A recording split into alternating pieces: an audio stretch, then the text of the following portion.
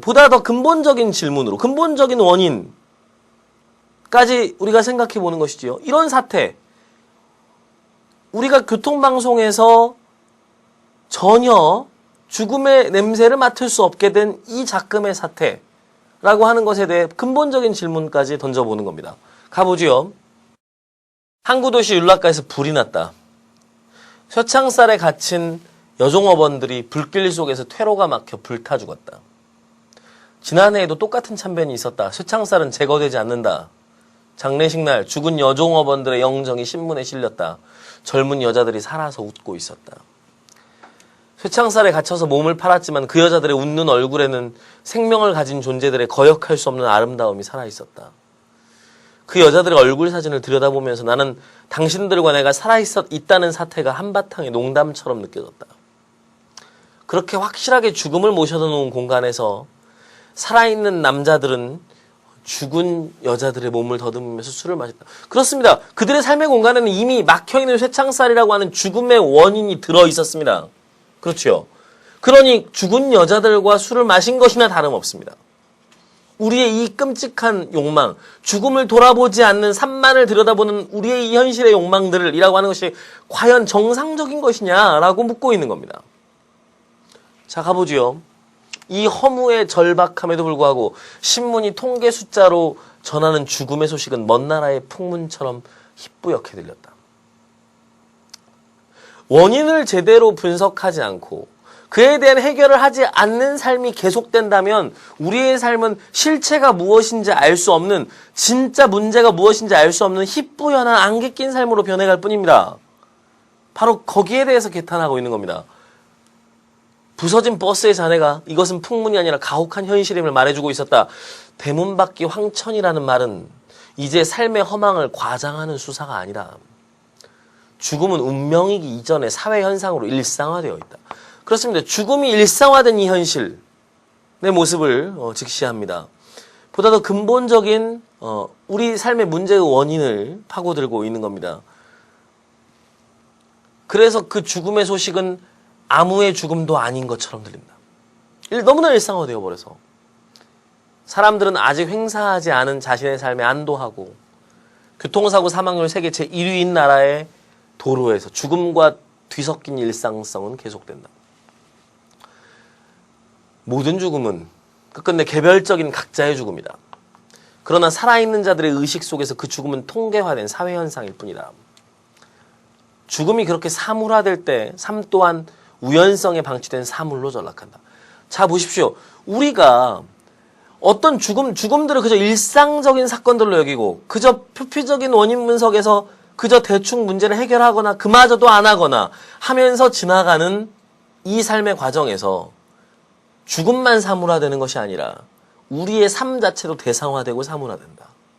라고 이야기합니다. 보시죠. 사물화된 죽음은 더 이상 삶의 시간들을 긴장시키지 못하고 삶과 죽음의 자리매김이 불가능해진다. 죽는 일은 무섭지만 죽음과 구분되지 않은 일상의 삶은 더욱 무섭다. 그렇습니다. 이제 죽음 일상의 고리가 만들어집니다. 일상은 곧 죽은 것이나 다름없습니다. 우리는 더 이상 어떤 문제에 대한 의식도 그 더 깊이 있는 원인 분석도 어떻게 하면 우리의 삶이 더 의미 있어지는지도 고민하지 않습니다. 그렇죠. 그 안에서 우리의 삶이 일상이 무의미한 것이 되고 죽어갑니다. 교통사고 사망지점이라는 표지판 아래로 자동차들은 또 밀려 있다. 내년 설에도 많은 사람들이 길에서 죽어야 할 것이다. 대문 밖이 황천이라서 죽음의 무서움조차 이제는 죽어버리는 모양이다.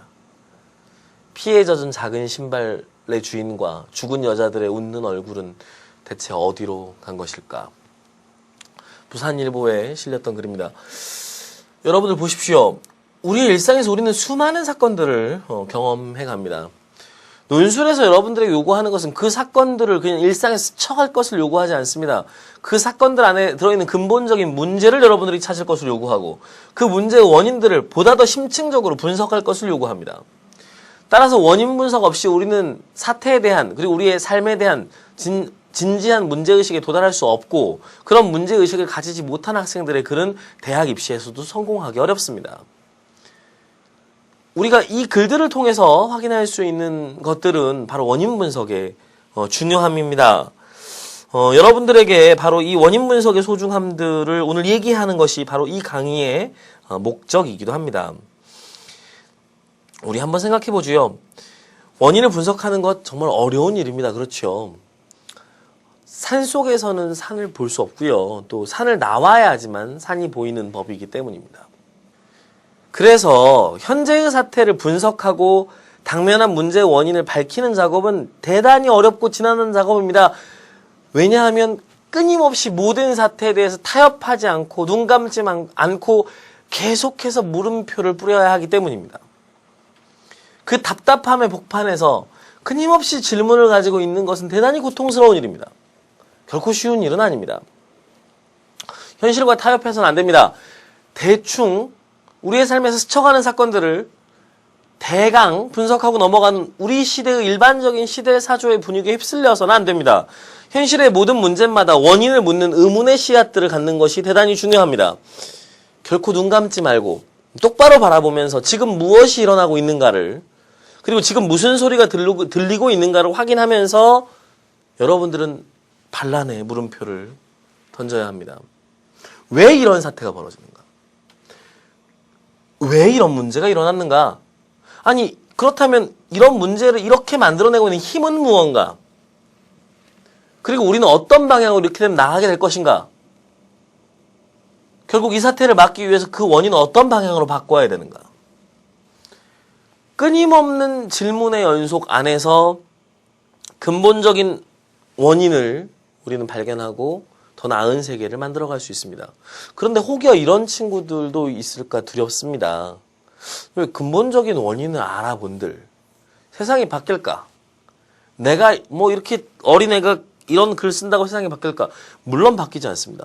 물론 바뀌지 않습니다. 하지만 여러분들이 그 고민들을 가지고 있고 그 고민들을 많은 사람들이 나누어 갈 때 세계는 변화해 나갈 겁니다. 패배주의, 안온한 패배주의에 갇히게 되면 원인을 분석할 수 있는 그 답답한 물음표를 던질 수 있는 힘의 동력을 상실하게 됩니다. 거기에서 인간의 사고는 단절됩니다. 그리고 우리에게는 변하지 않는 삶, 지속되는 삶, 아무것도 변하지 않고 그저 반복되는 삶, 그래서 죽음 같은 삶이 우리 앞에 남게 됩니다. 우리가 생각해 볼 필요가 있습니다. 정말 예를 들어 전쟁의 원인이 무엇인가 묻는 글 속에서 우리는 정말 근본적인 질문까지 내려가 볼 필요가 있습니다. 그렇죠? 왜 미국과 이라크는 전쟁을 했는가? 왜 미국과 이란은 갈등하는가? 뭐 등등의 문제들 안에서 우리는 어떤 의미에서 석유를 원인을 찾을 수도 있고 또 서구 문명을 거부하는 일로부터 반전과 평화가 시작된다는 뭐 이런 주장까지도 이어질 수 있을지 모릅니다.